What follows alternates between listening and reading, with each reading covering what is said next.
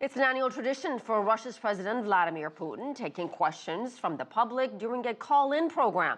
This year's questions covered everything from Syria to the economy, even U.S. President Barack Obama. CCTV's Elena Casas reports from Moscow. 3 hours and 40 minutes of live TV with more than 3 million questions submitted. Putin's annual Q&A was a marathon, aimed at showing he's listening to all the Russian public's concerns. One of those was Syria, where Putin praised the army of Bashar al-Assad, saying it is able to carry out major attacks on ISIL, despite the partial withdrawal of the Russian troops supporting it. We left the Syrian army in a position where it can carry out serious offensive operations. Already after our withdrawal, it has taken Palmyra. It has also taken some other important strategic settlements.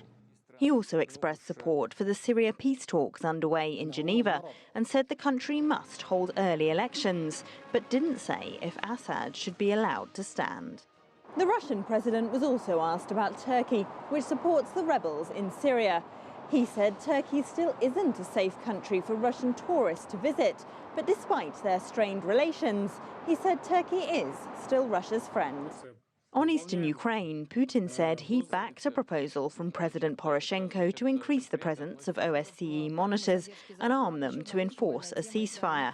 He also unexpectedly praised US President Obama.